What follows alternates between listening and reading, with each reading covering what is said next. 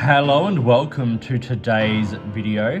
Today I'm reviewing yet another pen from Jinhao, and this one has been around for a while, although this one is the sort of slightly updated version as comparison to what was originally out, and it is this pen. This is the Jinhao 993, or the Jinhao Shark pen. You can see shark there written on the side, and you can obviously see the cap of this pen is designed to look like a shark.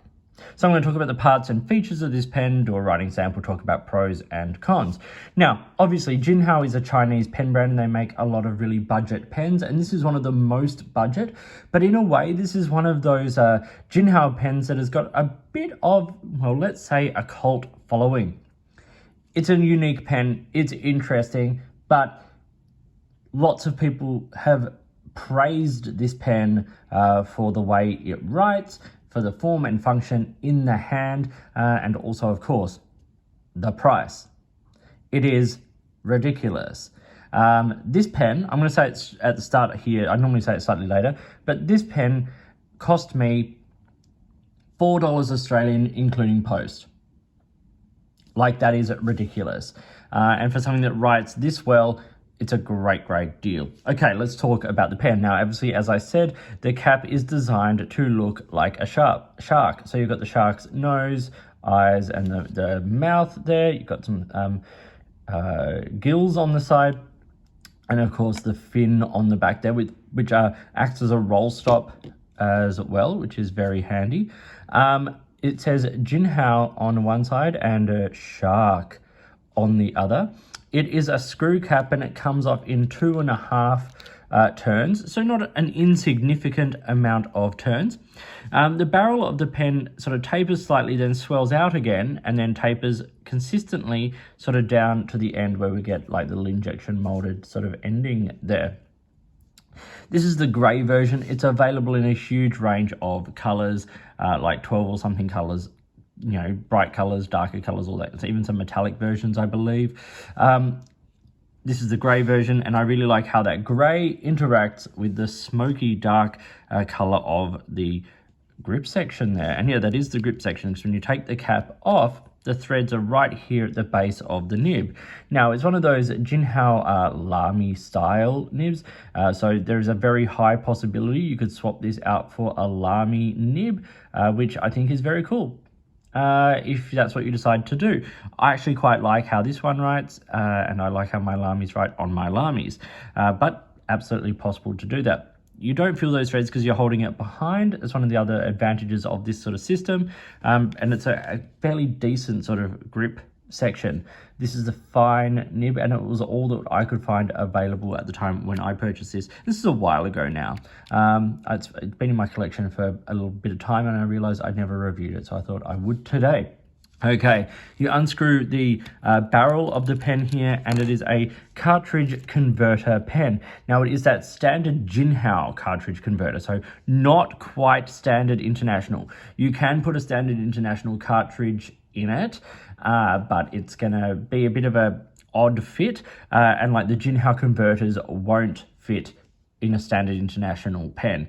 They're all, Jinhao make their, what we call the, you know, the Chinese standard sort of size, so slightly different there, but it comes with the converter. And I have also heard of people eyedroppering this. I've never tried that. You'd have to put some silicone grease and some, you know, maybe an O-ring on there, but you know, it is just one piece of plastic, so that may be doable. I'm going to stick to the converter that comes with it. It's a perfectly functional converter as well. I've never had any problem with these Jinhao converters, and if I do have a problem with them, they are so cheap that I can just easily buy a bunch more for only a handful of dollars.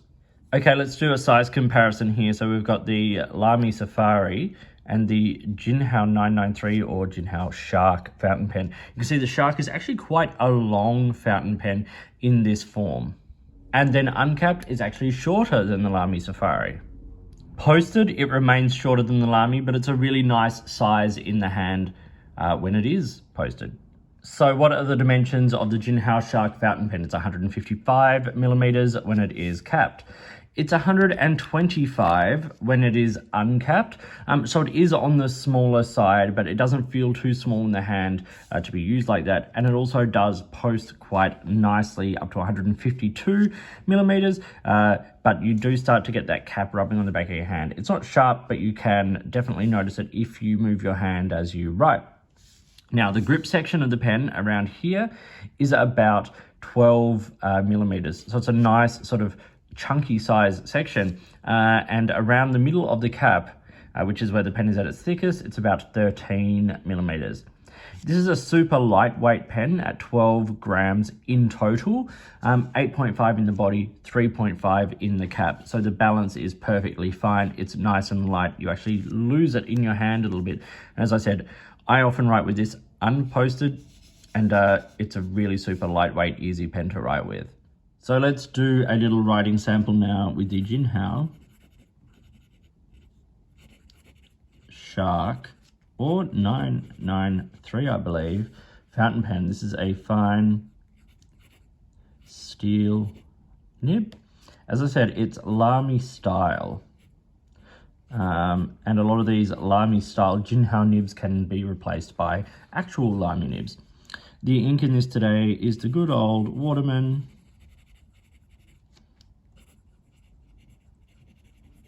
Serenity Blue, a classic for a reason. Let's do the writing.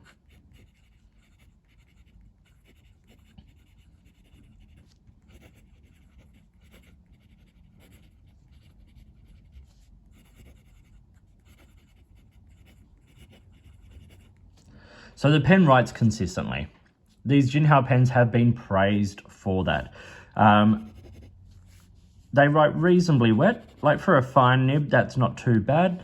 But there is a hint of feedback. It's not scratchy, but there definitely is feedback. Let's do some fast writing.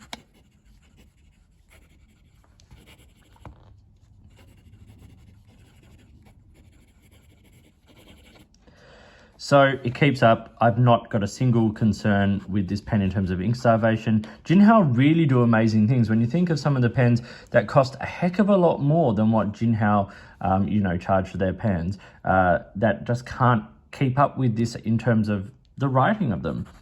So as I said, yes, not super dry, definitely not a flex nib. It's stiff as a nail. Reverse writing is sharp, but very doable, taking it from that sort of fine to definitely an extra fine. It's a really nice writer. It's a consistent writer, and you know what? At $4 Australian, including postage, you really can't go wrong. Okay, so let's talk pros and cons now for the Jinhao Shark. And there are a couple of little things. Firstly, this is made from a pretty low-grade plastic. These have been known to crack, around like the edge of the barrel, that kind of area where those stress points happen, they can crack. So just keep that in mind. In fact, my previous Jinhao Shark, after a number, I used to use it as one of my ink review pens. After a number of sort of cycles of use, I started noticing little cracks in the plastic.